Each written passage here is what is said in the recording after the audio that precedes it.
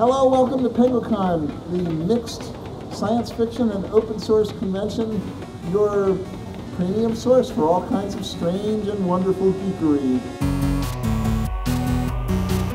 That was, of course, Eric S. Raymond, and he's right about Penguicon. It was an incredible convention. Penguicon is an annual convention around the end of April that's held in the Detroit area usually. It's one of the most intimate experiences that I've ever had at a convention as far as, conventions go. There's about 1,500 attendees that come to the convention annually, and just about everyone has something to share with the group. There was over 500 hours of panels, talks, and special events in this convention's 3-day weekend. My first stop at Penguicon was the Action Impact Gun Range for Geeks with Guns. While a love of computing seems to bind the attendees together, the focus of this gathering is as much on geeky hobbies that are not necessarily around computing and sort of the synergy that comes from that. So there are talks and panels on self-defense, dancing, soldering and electronics and robotics, including this t-shirt launching robot, makering and MakerBot and makers and making things with 3D printers and knitting and sewing and comics and artwork and firearms. There was a Starship Bridge simulator. That's Project Artemis. We'll have more about that. And there's, of course, no end of tabletop gaming.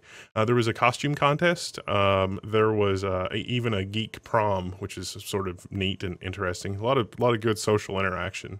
It really is a gathering where geeks can get together, show off what they've been working on over the past year, and make new friends and make friends with people that are also geeks, but maybe geeks in a different discipline. Another guest this year was Bruce Schneier.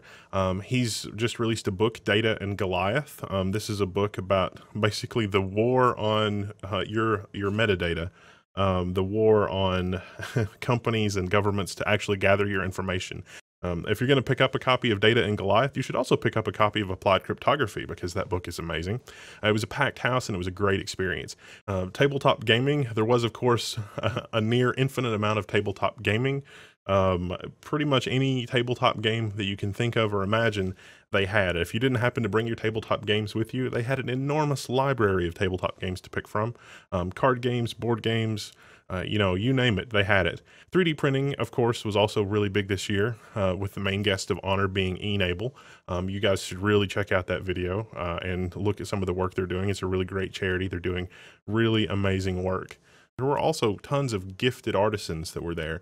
Costuming is always a big thing at this, and there were some supremely talented artists there that were showing off their wares. Like this particular vendor had done some original artwork for masks, and so you've got masks from Skyrim and BioShock and masks inspired by Game of Thrones and also original work. It really is some incredibly detailed artwork and it really shows commitment and passion for the craft. But if you are into 3D printing and the electronic hackery, I encountered this, a flying Arduino. So this is a flying Arduino with a Flyduino based on RC helicopter parts and the Atmel AVR that powers Arduinos. I picked up my flying Arduino, and this is ahead of their Kickstarter launch. They're planning to launch this thing on Kickstarter. You can get the code on GitHub and play with it, but this was a neat enough invention that I went ahead and picked up mine right now. It's basically a completely autonomous flying Arduino that has infrared rangefinders for both avoiding the floor and avoiding walls.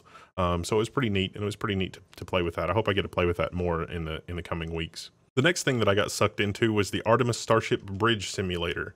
What is a Starship Bridge Simulator, you ask? Your stations are the helm, who pilots the ship. Did we finish it already? Weapons, who, well, shoots things, makes them go boom. Science, who identifies everything in the sector and has all the information in the map so he knows where things are. Engineering, which controls all the power levels for all the different systems so that things can be run more efficiently.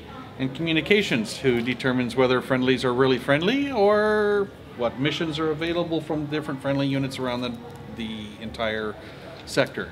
You run around the sector, you defend the stations, you defend the friendly ships, you blow up the enemy ships. So tell us what you're doing. I'm working the science console. The science console controls the ship's sensors. I identify the capabilities and location of enemies. I can do detailed scans on them and figure out what their weaknesses are. This console is the eyes of the ship, and I have pointed ears. There was so much more at Penguicon. This video would be 3.5 hours long if I went into everything. There were just so many things to do. Everything from a game of Jenga played with 18-inch 2x4s to the Geek Prom, to some of the after-hours stuff that they probably won't let us put on YouTube.